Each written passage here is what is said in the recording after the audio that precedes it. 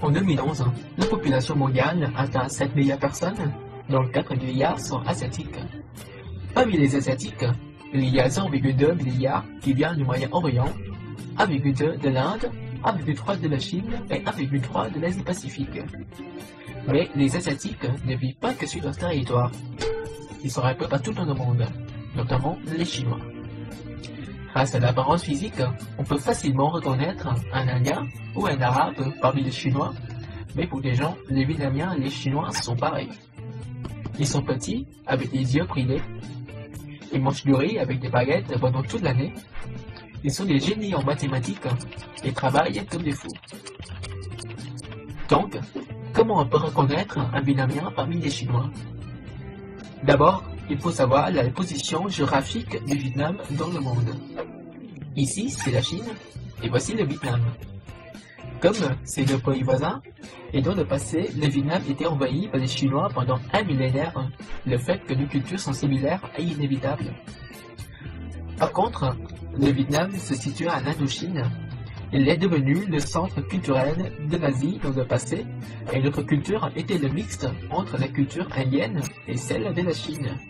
On parle le langage, qui est de la même famille que les Thaïlandais, mais une autre écriture s'est basée sur les caractères chinois. On appelle cette méthode d'écriture le nom. Le nom est une sorte de l'écriture très particulière. On utilise la prononciation des sinogrammes pour en exprimer le sens en vietnamien. Voici le mot que l'on écrit en chinois, ça se prononce mo. En cantonais, ça veut dire un pas, mais en vietnamien, cette prononciation signifie le chiffre 1. Cette méthode d'écriture existe aussi dans les autres pays voisins de Chine, par exemple la Corée et le Japon. Comme vous le savez, actuellement les Coréens et les Japonais écrivent encore en sinogramme, mais nous, les Vietnamiens, on ne l'utilise plus. Pourquoi? Après une période de 900 ans d'indépendance vis-à-vis de la Chine, notre culture a été influencée ensuite par celle de l'Occident, à cause de la colonisation française. C'est à cette époque où l'on va apparaître le Woke, la romanisation du langage vietnamien, qui a été développé en 1651 par un missionnaire chrétien français, Alexandre de Rhodes. Le principe se base sur l'alphabet standard, en inventant de nouveaux glyphes et en supprimant ceux dont on n'a pas besoin.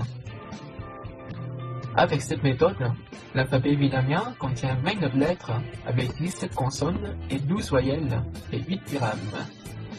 Pour exprimer les 6 tons dans le vocabulaire vietnamien, on a ajouté les accents sur les voyelles.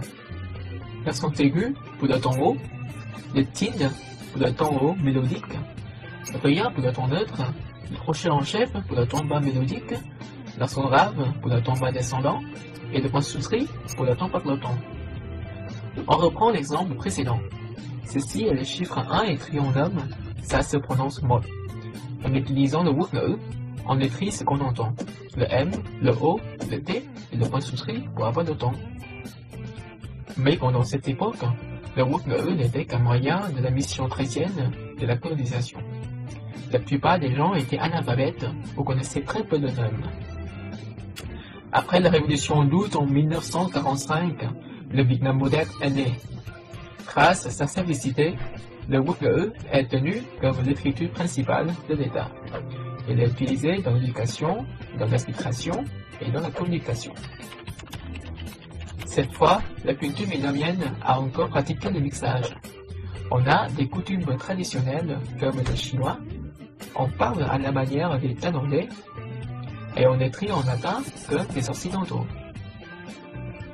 Bref, si vous voyez un Asiatique dans la rue, pour savoir s'il est chinois ou vietnamien, il faut juste regarder son carnet de notes. Moi, je suis fier d'être vietnamien et en tant qu'artiste, je vise un moi universel.